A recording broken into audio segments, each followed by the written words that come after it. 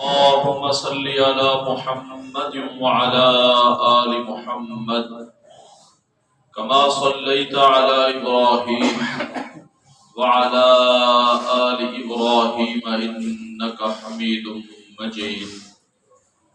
اللهم بارك على محمد وعلى آل محمد كما باركت على إبراهيم وعلى آل إبراهيم إنك حميد مجيد. قال الله تبارك وتعالى في القرآن المجيد والفرقان الحميد: أعوذ بالله من الشيطان الرجيم. بسم الله الرحمن الرحيم. يا أيها الذين آمنوا لا يسخر قوم من قوم عسى أن يكونوا خيرا منهم ولا نساء من نساء عسى أن يكن خيرا منهن ولا تلمزوا أنفسكم. ہر قسم کی حمد و ثنا، تعریف و ستائش، بڑائی، بزرگی، کبریائی اللہ تبارک و تعالی کی ذات کے لیے خاص ہے، جو اکیلا ہی اس کائنات کا خالق بھی ہے، مالک بھی ہے، رازق بھی ہے، داتا بھی وہی ہے، غوث العظم بھی وہی ہے، لجبال اور دستگیر بھی وہی ہے، عزت دینے والا، ذلیل کرنے والا، اقتدار دینے والا، اقتدار سے تختہ دار تک لے جانے والا. اس پوری کائنات میں صرف اسی کا آرڈر اور اسی کا حکم چلتا ہے، وہی پوری کائنات کا مختار کل ہے. ان گنت بے شمار بے حد و حساب درود و سلام ہوں سید الکونین، رحمت دو عالم، امام الانبیاء، سید الانبیاء، امام الاولین والآخرین، رحمت للعالمین، پیارے پیغمبر جناب محمد رسول اللہ صلی اللہ علیہ وآلہ وسلم کی ذات اقدس پر رب العالمین کی بے شمار رحمت نازل ہوں آپ کے جسد اطہر پر اور آپ کے روضہ انور پر، رحمت نازل ہوں صحابہ کرام پر، تابعین، تبع تابعین، ائمہ کرام، محدثین عظام اور علماء اسلام پر، کہ جن لوگوں کی محنت اور کاوش کی وجہ سے یہ خالص دین ہم تک پہنچا. سامعین گرامی قدر، عزیز دوستوں اور بزرگوں، سورہ الحجرات کی تفسیر بیان ہو رہی ہے اور آج ہم سورہ الحجرات کی آیت نمبر 11 جس کے کچھ ابتدائی حصے پر پچھلے جمعے میں گفتگو ہوئی تھی، اور آج وَلَا تَلْمِزُوا أَنفُسَكُمْ اس نقطے پر گفتگو ہوگی کہ وَلَا تَلْمِزُوا أَنفُسَكُمْ اس کا معنی کیا ہے، اس کا مفہوم کیا ہے. اللہ تبارک و تعالیٰ فرماتے ہیں: اے ایمان والو، کوئی قبیلہ، کوئی خاندان، کوئی برادری، کوئی آدمی کسی خاندان سے، کسی قبیلے سے، کسی آدمی کا مذاق نہ اڑائے، اسے حقیر نہ سمجھے، اور نہ ہی کوئی خاتون کسی دوسری خاتون کو حقیر سمجھے، نہ ہی مذاق اڑائے. آگے وَلَا تَلْمِزُوا أَنفُسَكُمْ اس کا کیا معنی ہے؟ اس کا معنی یہ ہے، اللہ تبارک و تعالیٰ فرماتے ہیں خبردار کوئی مسلمان مرد کسی دوسرے مسلمان مرد کے حوالے سے یا کوئی بھی مسلم خاتون کسی دوسری مسلم خاتون کے حوالے سے کوئی بھی ایسا لفظ اپنی زبان سے ادا نہ کرے کہ جس سے کسی دوسرے مسلمان کی عزت پر حرف آتا ہو. وَلَا تَلْمِزُوا أَنفُسَكُمْ، کہ کوئی جملہ اپنی زبان سے ایسا نکالنا کہ جس جملے کی وجہ سے کسی دوسرے مسلمان کی عزت نفس مجروح ہوتی ہو. اللہ تبارک و تعالیٰ فرماتے ہیں یہ کام نہیں کرنا. اب بظاہر یہ ایک معمولی سی بات لگتی ہے، کوئی ایسا جملہ یا ایسا لفظ اپنی زبان سے ادا نہ کرے جس سے کسی دوسرے کے دل کو ٹھیس پہنچے یا اس کی عزت نفس مجروح ہو. لیکن اللہ تبارک و تعالیٰ کے ہاں اس کی بڑی اہمیت ہے، بڑی اہمیت. یہی وجہ ہے یہاں پر اس کا ذکر کیا ہے. اور ایک مسلمان کی کتنی عزت ہوتی ہے، ایک مسلمان کے رب تعالیٰ کے ہاں کیا مقام اور کیا عزت ہے، اس کو سمجھنے کے لیے آپ اس حدیث پر غور کریں جس حدیث کے راوی سیدنا انس بن مالک ہیں رضی اللہ تعالی. وہ فرماتے ہیں کہ ایک دن نبی علیہ السلام نے سود کی حرمت اور سود کا مسئلہ بیان فرمایا، سود کا. اور اس خطبے میں، اس درس میں، اس واعظ میں آپ نے سود کی تباہ کاریاں بتائیں، سود کی ہولناکیاں بتائیں اور سود کی ہلاکتیں بتائیں. اور کہاں تک بتائیں؟ آپ علیہ السلام نے فرمایا کہ اگر کوئی شخص سود کے ذریعے سے ایک درہم کماتا ہے، کوئی شخص سود کے ذریعے سے ایک درہم کماتا ہے یا 1 روپیہ کماتا ہے، اور اس کے مقابلے میں 36 مرتبہ وہ بدکاری کا ارتکاب کرے، زنا کرے. 36 مرتبہ زنا کرنا وہ گناہ کے اعتبار سے کم ہے اس کے مقابلے میں کہ کوئی شخص سود کے ذریعے سے 1 درہم کمائے.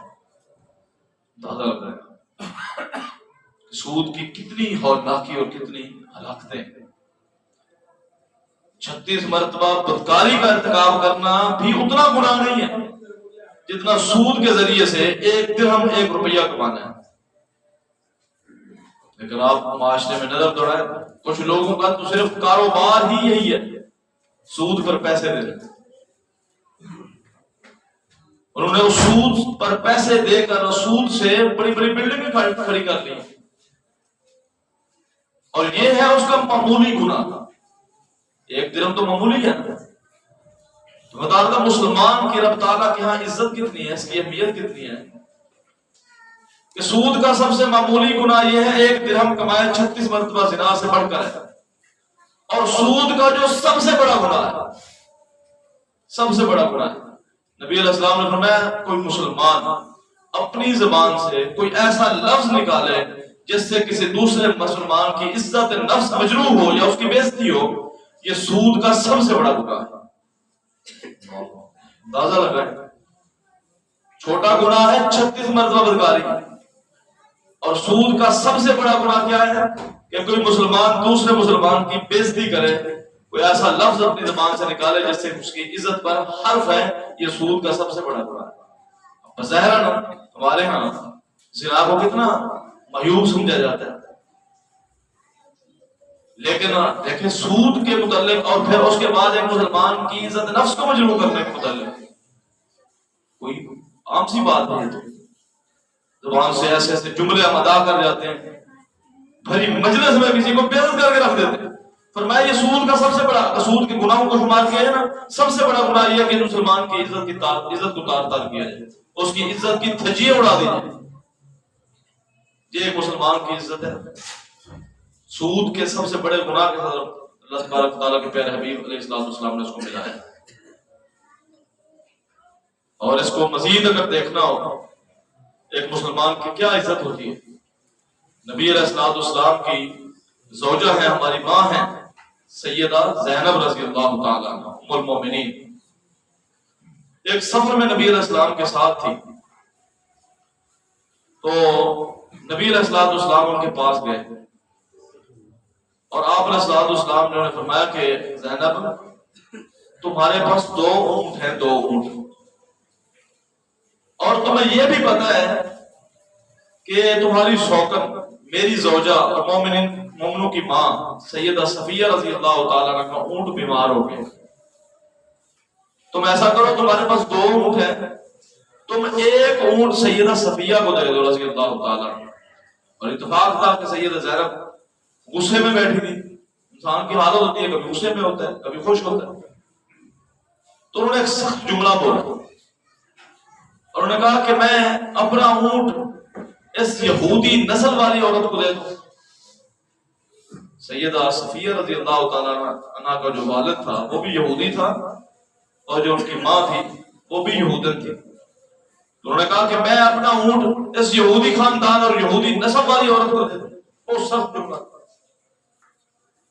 یہ ذوالحجہ کے چاند نظر آنے کا واقعہ ہے، جب چاند نظر ہے اس دن کا واقعہ ہے، تو نبی علیہ الصلوۃ والسلام کو یہ جملہ اتنا چبھا، اب جبکہ یہ بات گھر میں ہوئی ہے، یعنی ایک خیمے میں ہوئی ہے، کسی اور کو نہیں سنایا گیا، بھری مجلس میں یہ بات نہیں ہوئی، نبی علیہ الصلوۃ والسلام نے سیدہ زینب کے گھر جان چھوڑ دیا، ذوالحجہ کا پورا مہینہ آپ سیدہ زینب کے گھر نہیں گئے، ذوالحجہ گزر گیا، پھر محرم کا پورا مہینہ آپ ان کے گھر نہیں گئے، حتیٰ کہ سفر آیا اور سفر کے بھی کچھ دن گزر گئے، سفر کے کچھ دن گزرنے کے بعد نبی علیہ السلام سیدہ زینب رضی اللہ تعالیٰ کے گھر گئے اور آپ علیہ السلام نے فرمایا میرا دل آج بھی آنے کو نہیں کرتا، جو جملہ تم نے اس دن بولا ہے وہ اتنا سخت جملہ تھا، یعنی 2-2.5 مہینے گزرنے کے بعد بھی میرا دل نہیں کرتا آج میں تمہارے گھر ہوں، میں کیوں آیا ہوں؟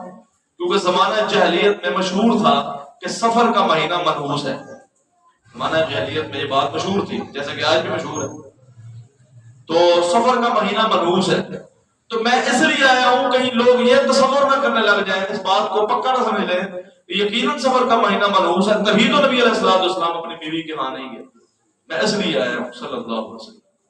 اندازہ لگا ایک مسلمان کی عزت کی کیا قدر ہے، 2.5 مہینے تک نبی علیہ السلام اپنی بیوی کے پاس نہیں گئے، صرف اتنی بات کہی کہ یہ یہودی نسل کی عورت ہے، یہودن نسل عورت کی عورت ہے، میں اس کو اونٹ کیوں دے دوں؟ صحیح بخاری اٹھایا اسی طرح کا جملہ، ایک سخت جملہ سیدہ عائشہ رضی اللہ تعالیٰ عنہ سے بھی مروی ہے۔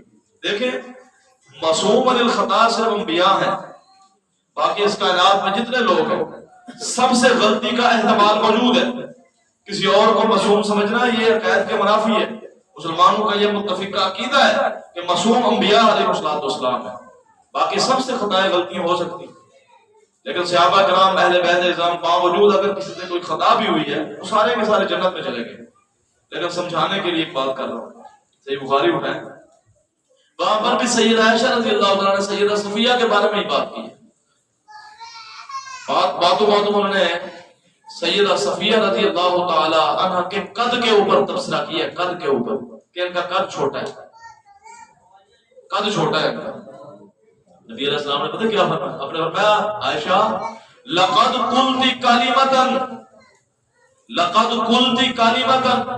لو مزجت بماء البحر لمزجته، آپ نے فرمایا عائشہ تم نے اتنا سخت جملہ بولا ہے، کسی کو یہ کہا ہے کہ تمہارا قد چھوٹا ہے، اب اس بات کو سامنے رکھنا اور میں اور آپ لوگوں کی چال ڈھال شکل و صورت شباہت کے اوپر کس طرح کے تبصرے کرتے ہیں ذرا اس کو بھی سامنے رکھیں، قد چھوٹا یہ ایک حقیقت بات تھی، قد چھوٹا تھا سیدہ صفیہ رضی اللہ عنہ، لیکن یہاں پر بھی کسی کو آر دلانا مقصود ہے، کسی کا قد چھوٹا یا بڑا یہ اس میں اس کا تو کوئی ہاتھ یا اس کا کوئی عمل دخل نہیں ہے، یہ تو مالک کے فیصلے ہے۔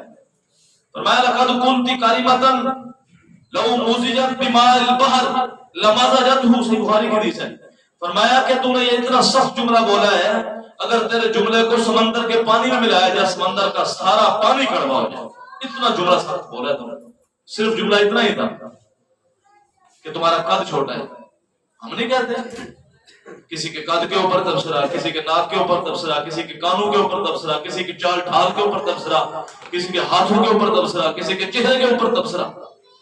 یہ عزت نفس مجروح کرنے والی باتیں. جبکہ اللہ تعالیٰ فرماتا ہے وَلَا تَلْمِزُوا أَنفُسَكُمْ، کوئی بھی ایسا جملہ اپنی زبان سے ادا نہ کرو جس سے کسی مسلمان کا دل دکھے یا اس کی عزت نفس پر حرف ہے یا اس کی عزت نفس مجروح ہو. یہ اتنا جملہ بھی برداشت نہیں کیا نبی علیہ السلام نے. اتنا سخت جملہ تم نے کہا. اور آگے تو ایک اور روایت ہے صحیح مسلم میں نبی علیہ السلام نے فرمایا لا يدخل الجنت قطات، فرمایا اس بات کو اپنے ذہن میں اچھی طرح سے بٹھا دو کہ جو لوگوں کی عزت نفس مجروح کرنے والا انسان ہے وہ جنت میں داخل نہیں ہو سکتا. لا يدخل الجنت قطات. لہذا اپنی زبانیں اپنے کنٹرول میں رکھیں. ہم تو معمولی اور جو سارا کچھ ہوتا ہے مذاق کی صورت میں، مذاق یعنی کسی کی عزت کا جنازہ نکال دیں مجلس میں لوگوں کے سامنے، تو میں تو مذاق کر رہا ہوں. یار مذاق بھی نہ کرے بندہ، عزت نفس کا جنازہ نکال دیں اور بعد میں صرف اتنا سا جملہ کہہ دیتے ہیں میں تو مذاق کر رہا تھا. یہ مذاق ہے کہ تم نے کسی کی عزت کو دھجیاں اڑا دی. اس کی ہر شخص کی عزت نفس ہوتی ہے، یاد رکھنا. کوئی امیر ہے، کوئی غریب ہے، کوئی بڑا ہے، کوئی چھوٹا ہے، کوئی معصوم بچہ ہے. معصوم بچہ اگر 5-6 سال کا نا اس کو بھی پتہ ہے کہ میری انسلٹ کی ہے، میری بےزتی کی ہے. ہر شخص کی عزت نفس ہوتی ہے.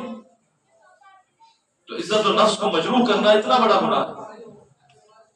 پھر صحیح بخاری کی بڑی مشہور حدیث ہے، کئی دفعہ آپ نے علماء سے سنی ہے، کئی دوستوں کو تو زبان ہی یاد ہو. نبی علیہ السلام کے سامنے ایک محلے کی 2 عورتوں کا ذکر کیا گیا. ایک محلے میں 2 عورتیں رہتی ہیں، دونوں کا مزاج مختلف ہے اور دونوں کے اعمال بھی مختلف ہیں. 2 عورتیں ہیں ایک محلے میں رہتی ہیں، دونوں کا مزاج بھی مختلف ہے اور اعمال بھی مختلف ہے. ان میں سے جو پہلی ہے قد تذکر بکثرت صیامها وصلاتها وزکاتها، ایک جو خاتون ہے نا اس نے کبھی جمعرات اور پیر کا روزہ بھی نہیں چھوڑا، نفلی روزے بکثرت رکھتی ہے. جب موقع ملے نفلی روزے فرائض تو رکھتی قد تذکر بکثرت صیامها، اور نوافل کی تو انتہا ہے نا. یعنی اس کے محلے دار گواہی دیتے بڑی تہجد گزار تھا. اور زکات تو دیتی ہے، صدقات میں بھی سب سے آگے.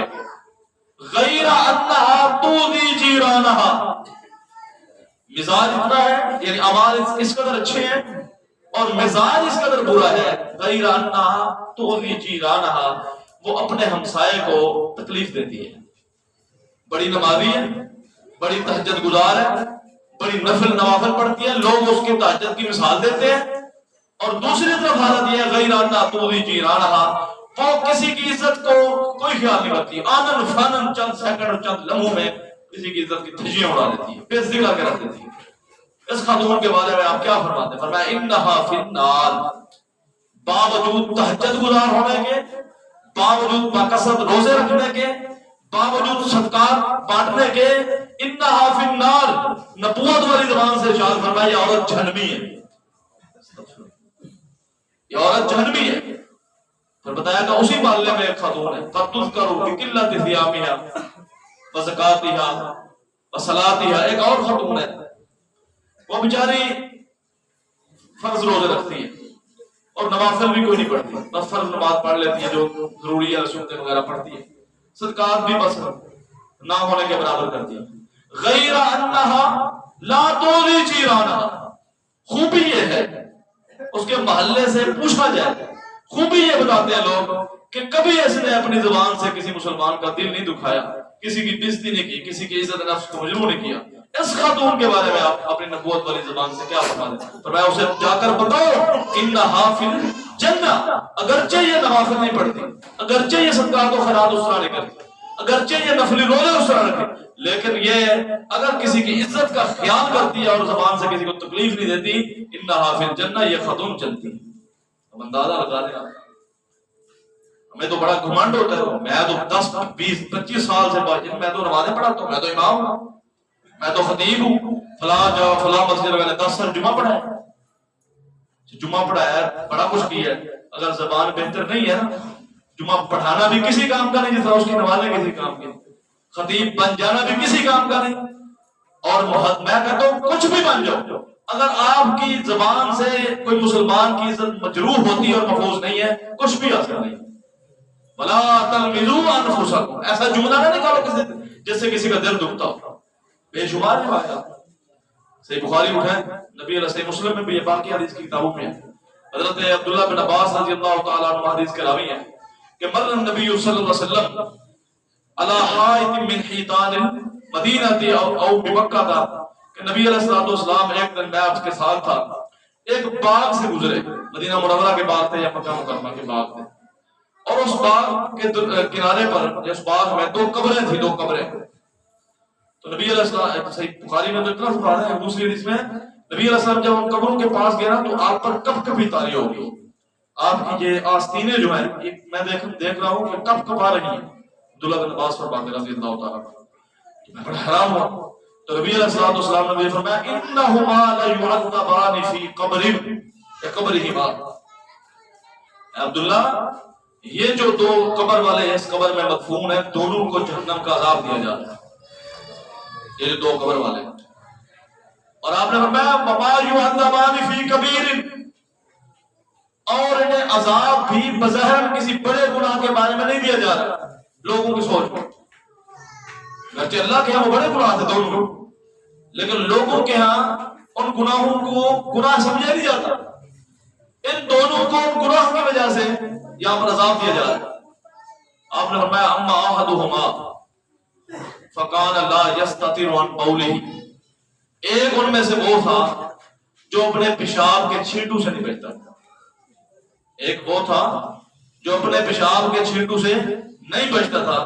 اب بظاہر اس کو کوئی گناہ سمجھتا ہے، جہاں دیکھیں فٹ پاتھ پہ جگہ میری وہاں پیشاب کرتی ہے، نہ کوئی استنجے کا پتہ ہے، نہ پیشاب کی کچھ نجاست کو صاف کرنے کا پتہ۔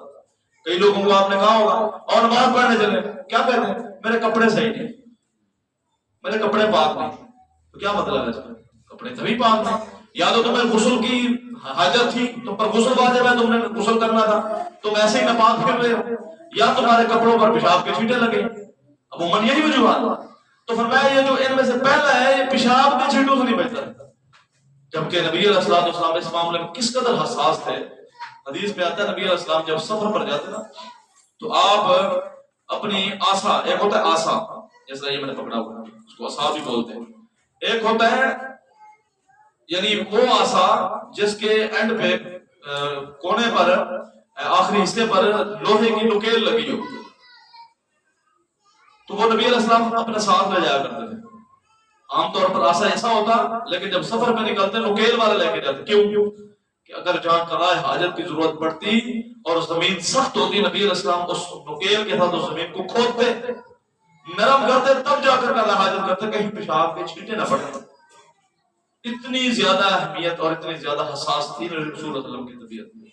اب ہمارے یہاں دیکھو لوگوں کو اس کو کوئی گناہ سمجھنے کے لیے تیار نہیں، یہ اتنا بڑا گناہ ہے کہ اس کی وجہ سے قبر میں عذاب ہو رہا ہے۔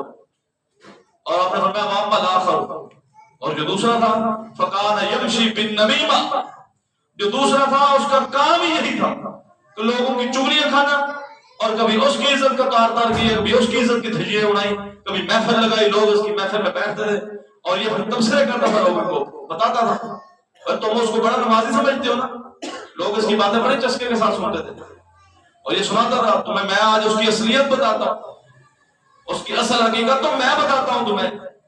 پھر وہ اس کے عیب بیان کرتا، اس کی کوتاہیاں بیان کرتا، زبان کے چسکے کے لیے۔ لوگ کہتے ہاں یار ہم تو بڑا نیک سمجھتے تھے، بڑا پارسا سمجھتے تھے، بڑا متقی سمجھتے، اصل بات تو آج تم نے اندر کی بات بتائی ہے، اس کا یہ کام تھا۔ اور اس کو بھی کوئی گناہ نہیں سمجھتا، نہ پیشاب سے چھینٹوں سے بچنے کو کوئی گناہ سمجھتا ہے عموماً، نہ اس چغلی کو اور لوگوں کی عزت کی دھجیاں اڑانے کو کوئی گناہ سمجھتا ہے۔ زبان کے چسکے کے لیے محفل جمتی تب ہے جب میری یا آپ کی یا کسی کی برائی نہ ہو اس محفل، یا ہم کسی کی برائی نہ کریں، تب تو محفل جمتی نہیں۔ وہ کہتے گپ شپ لگانے کا فائدہ ہی کوئی بات ہی نہیں ہوئی یہاں پر۔ وکان الاخر یمشی بالنمیمہ، یہ چغل خور انسان، لوگوں کی عزتوں کے ساتھ کھیلنے والا، کبھی اس کی عزت نفس مجروح کی، کبھی اس کی عزت اتار کی، یہ وہ شخص ہے۔ یہ بھی اتنا بڑا بڑا مسلمان کی آپ اندازہ لگائے عزت اللہ تعالیٰ کی کس قدر اس کی اہمیت ہے. زندہ مسلمان کی تو ہے ہی ہے، اگر دنیا سے چلا جائے وفات پا جائے اس کی عزت کی بڑی اہمیت ہے. اسلام مسند بزار میں حدیث ہے اور باقی حدیث کی کتابوں میں بھی ہے. نبی علیہ السلام نے فرمایا کہ مسلمان فوت ہو جائے اور جب دوسرا مسلمان کوئی اسے غسل دے، اب غسل دیتے ہوئے اس میں کوئی عیب دکھائی دے، اسے کوئی عیب، کیونکہ مسلمان کے لیے ضروری ہے زیادہ سے زیادہ 40 دن تک وہ اپنے بغل کے بال اور زیر ناف بال 40 دن آخری حد ہے، ہفتے میں 10 دن میں 15 دن میں ان کو لازمی کاٹنا، اور یہ فطرت کی چیزیں ہیں. لیکن اگر زیادہ سے زیادہ ٹائم ہو رہا تو 40 دن حد ہے. 40 دن کے بعد نہیں کاٹے گا تو گنہگار ہے شخص.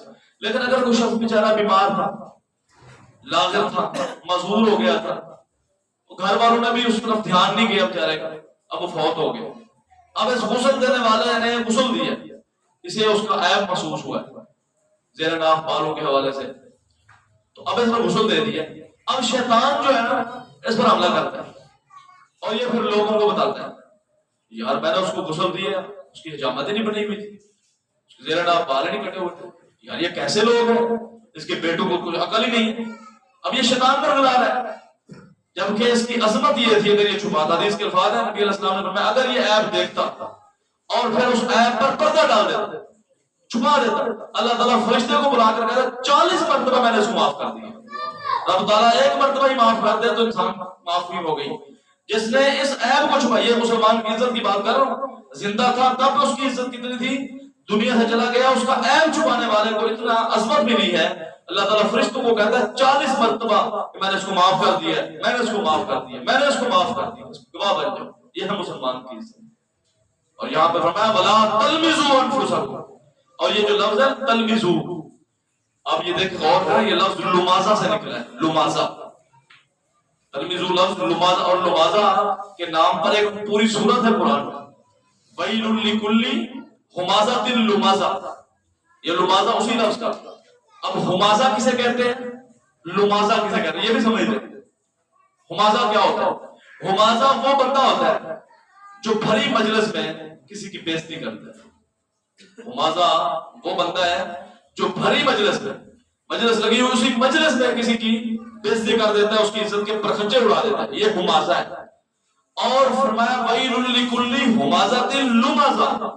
لمازہ وہ انسان ہے جو بھری محفل میں تو تعریفیں کرتا ہے، بڑا چنگا بندہ ہے، بڑا اچھا آدمی، جیسے ہی نظروں سے اوجھل ہوتا ہے وہ ساری برائیاں ان لوگوں کے سامنے بیان، وہ ایسا ہے، وہ ایسا ہے، اس میں یہ گناہ ہے، یہ ہے لمازہ. تو فرمایا ویل ہے ہر ہمازہ کے لیے بھی، ہر لمازہ کے لیے بھی. اب صحابہ نے کہا میں لمازہ اور ہمازہ کی سمجھ آ گئی، ویل کسے کہتے ہیں، ویل کسے کہتے ہیں؟ تو نبی علیہ السلام نے فرمایا جہنم میں ایک کنواں ہے، جہنم میں ایک کنواں ہے جس کا نام ہے ویل. اور اس میں ہوتا کیا ہے؟ فرمایا جب جہنمیوں کو اللہ تعالیٰ سب کو محفوظ فرمایا عذاب دیا جاتا ہے نا، ان کے زخموں سے خون نکلتا ہے اور پیپ نکلتی ہے، وہ سارا خون اور پیپ اس کنویں میں جمع ہوتا ہے جس کو ویل کہتے ہیں. اور یہ جو ہمازہ ہے لوگوں کی بےزتی کرنے والا بھری مجلس میں، اس کو بھی اس میں ڈالا جائے گا. اور یہ جو لمازہ ہے جو مجلس میں تو بےزتی نہیں کرتا، تعریفیں کرتا ہے، اور جب بھری مجلس ٹوٹ جاتی ہے یہ اس کی غیر موجودگی میں اس کی عزتوں کی دھجیاں اڑاتا ہے، فرمایا اس کو بھی اس میں ڈالا جائے گا. اب اندازہ لگا لیں کہ مسلمان کی عزت نفس کی کتنی اہمیت ہے. ہم تو اس پر کبھی غور ہی نہیں کیا، ہم نے کبھی سوچا ہی نہیں. ہم سمجھتے یہ بھی کوئی بات ہے، یہ بھی کوئی بات ہے. زبان کا چسکا ہے نا، جس کا جی چاہے جس کی عزت کی دھجیاں اڑا دے. اور بعد میں صرف میں نے پہلے بھی کہا ہے، صرف ایک ہی بات کہتا بندہ، یار اور بندہ مذاق بھی نہ کرے، میں تو مذاق کر رہا تھا. ایسی مذاق کی اسلام میں قدر زیادہ نہیں، یہ مذاق تھوڑی ہے. نبی علیہ السلام بھی مزاح کیا کرتے تھے، مذاق نہیں، مزاح. اور میں نے آپ کو مثالیں بھی دی. شخص ہے، اس نے کہا مجھے اونٹ دے دے. نبی علیہ السلام نے فرمایا میں تمہیں اونٹنے کا بچہ دوں گا. اس نے کہا میں اونٹنے کا بچہ کیا کروں گا؟ نبی علیہ السلام نے فرمایا ہر اونٹ اونٹنے کا بچہ ہوتا. یہ تھی رسول اللہ صلی اللہ علیہ وسلم کا مذاق کرنا. بات تب بھی سچ ہوتی، بات تب بھی جس طرح اس خاتون نے آ کر کہا، بوڑھی خاتون تھی، تو آپ نے فرمایا بوڑھی عورتیں جنت میں نہیں جائیں گی، پریشان ہوگی، مانا کیا جو نبی علیہ السلام نے فرمایا جوان ہو کر جنت میں جائیں گے. یہ بھی حقیقت پر بات. تو رسول اللہ صلی اللہ علیہ وسلم کا مزاح کا انداز یہ تھا. یہ جو ہمارے ہاں انداز ہے نا مذاق کا، یہ مذاق نہیں ہے، یہ تو لوگوں کا تمسخر اڑانا ہے، لوگوں کی عزت نفس سے کھیلنے والی بات ہے۔